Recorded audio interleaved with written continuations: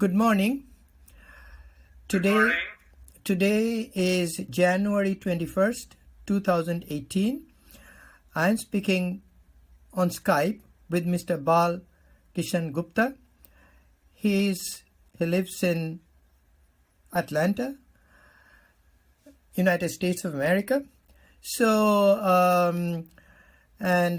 This is in Sunday morning. This interview is being conducted.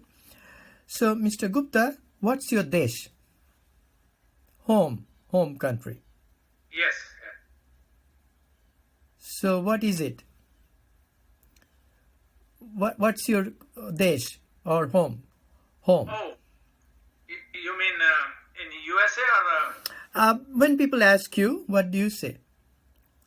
No, I live in Atlanta, Okay. but I was born in Mirpur, Pakistani Kashmir. It was at that time in Kashmir, right? Not Pakistani. And then I became a refugee, just like most of the Indians and Pakistanis in 1947, and moved to Indian Kashmir. Okay. Before I go there, so Yeah. what town, what village did your family live? Mirpur, Pakistani Kashmir. Okay. Again, it was at that time United Kashmir. At that time, it was not Pakistani, I suppose, in the Well, British India. yes, that's Yeah. true, but Yeah. I have to be specific Yeah. in the interview because there are two Kashmirs. Right now. One is So the Indian Kashmir and one is a Pakistani Kashmir. correct. So was it a town or a small village? It was a district headquarter. Mirpur was a medium-sized town, Okay. and it was a district headquarter, Tehsil headquarter, Okay. So and the name of the district Okay. was also Mirpur. so did you go to school there? Yes, I completed 5th grade in Okay. Mirpur. Which school? First, the elementary school, branch number 2 elementary school. Okay. And then middle school, Pandi Middle School. It was both were government schools. Okay. And your parents, what did your parents do?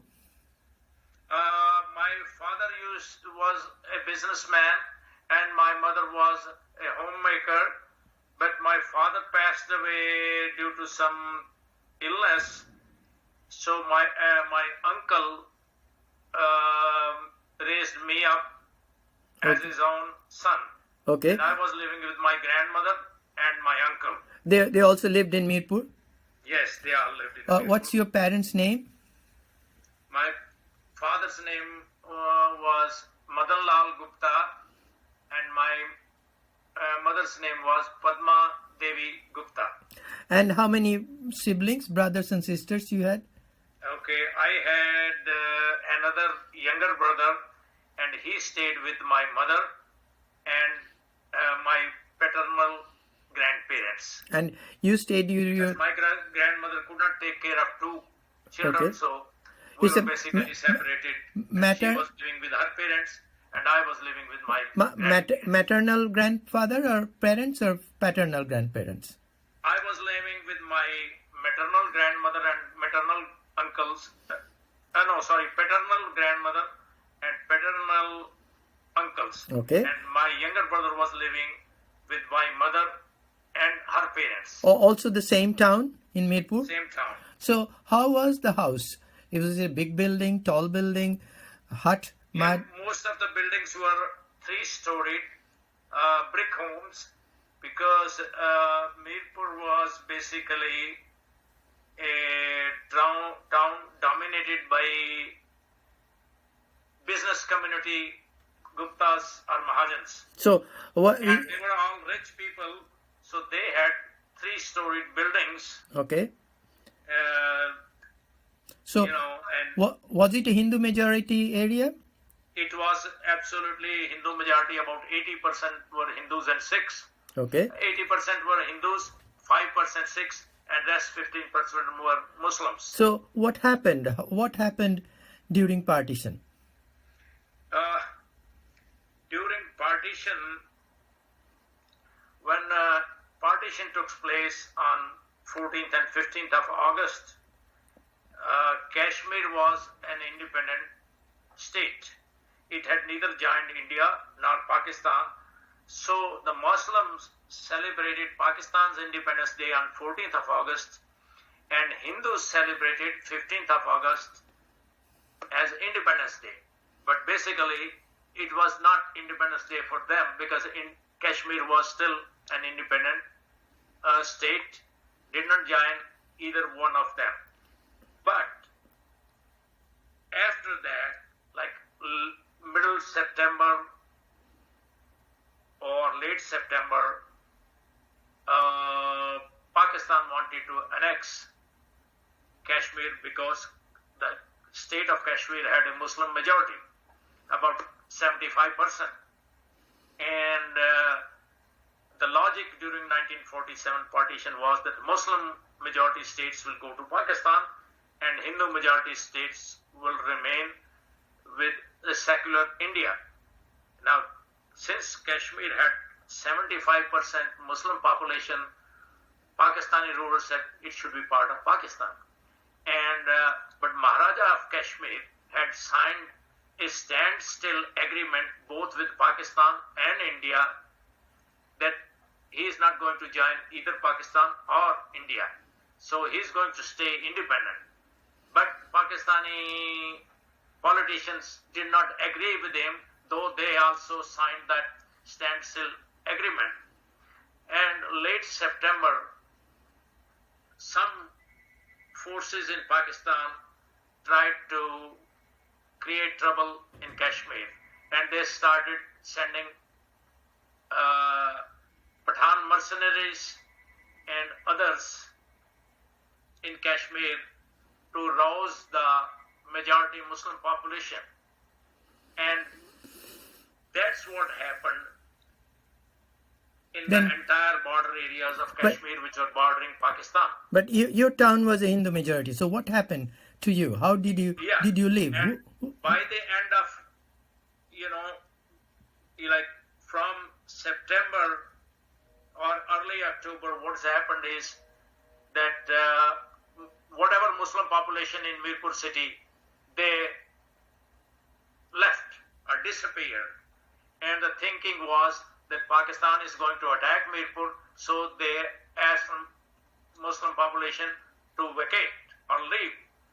And after that, it was surrounded by Pathan mercenaries who were Pakistani citizens with the help of Pakistan army, who provided them the trucks and heavy artillery guns.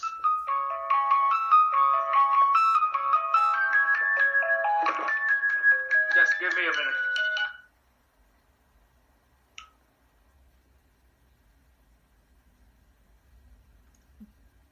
Take that later. Yeah, this is from California. 1 minute.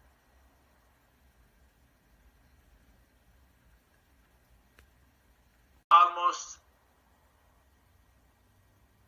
entire October and November. And with that, all the supplies to the city of Mirpur were stopped. We were on the verge of starvation. And there was constant fighting from the Pathans and Pakistani army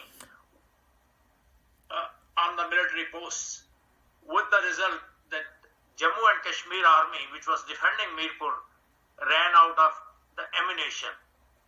What about Indian army? This is a long period. What about Indian army? Fighting, and they were not getting any reinforcement from Jammu or Indian army. And this is where the hell broke. On 25th of November, the Jammu Kashmir army, which were about 500 soldiers, could not stand the onslaught of Pakistan army. The whole night was artillery bombing and shower. Okay. And we could not sleep that night. Okay. Because constant bullets firing and all that. And in the morning, the army, Jammu Kashmir army, was defeated and they left. they did not inform the entire civilian population what's happening. Okay. So their commander was the Deputy Commissioner of Mirpur, Rao Ratan Singh. He left early morning, maybe 4 a.m., 5 a.m. on the horseback towards Indian part of Kashmir or Jammu, along with whatever soldiers could follow him. And rest, all of us in the morning, we came to know through the word of mouth that army has already deserted Mirpur. Jammu Kashmir army has deserted Mirpur, and we are on our own. So everybody started running towards the army camp, and from the path to India passed through army camp. Okay. So this is where the hell broke. On 25th of November, because the Pakistani army was winning, they started heavy artillery, like big guns, Okay. with the, like in Hindi they call it top, Okay. the artillery guns. With that artillery guns, when it falls on a house, Mhm. house catches fire. Yeah. So probably all the areas which were on the west side of Mirpur, close to Pakistan Army's advance, they caught fire. And in that, my grandmother and my uncle, they were burnt alive. They couldn't get a chance to get out. Oh. Whereas my other uncle, he somehow escaped. And about maybe 10 a.m., 11 a.m., a lot of our relatives, because I was at that time living in my maternal grandfather's house Yes. due to my middle school. Yes. Almost 2 dozen, 3 dozen relatives came to our house because it was very close to army cantonment. And they were all crying that our houses are caught fire, and some people, women came, husbands were not with them and all that. And it was a real sad event. And my mother and my aunt made lunch for them, and everybody ate lunch, and we left. Then it was decided that it is not safe to stay in the house, so we left. For what? We left towards the army cantonment. Okay. My mother was a sort of handicapped. She walked up to the cantonment with us. But beyond that, in the cantonment, army cantonment, there are always trenches Yes. so that enemy cannot enter. Okay. And you have to cross the trench, jump the trench to go on the other side. So all of us could jump the trench, but my mother could not because of her handicapped position. And she stayed there and said goodbye to us. Really? And me and my brother were taken care of my mother's sister. Okay. What happened to mother? The little children, so we started walking. And when we left our grandfather's house, my maternal great-grandfather refused to leave. He says, I lived my life here. He was 80 plus years old. He says, I'm not going to leave. I'm going to die here. And he said goodbye to us and locked his door from inside and said, you go ahead. So later on, I came to know he also got burnt alive in that house. And what happened to her mother? Okay, my mother stayed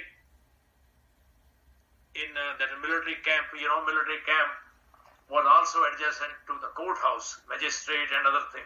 So we saw her, she was walking towards the courthouse, and there were some other ladies and children who were waiting for their parents to come. So there were a bunch of them, and my mother joined them and stayed there, and we left towards India, Okay. on the path towards India. Okay. And we had gone hardly about 5-6 miles, that because we were little children. Mm-hmm. My aunt was pregnant, so our speed was very slow.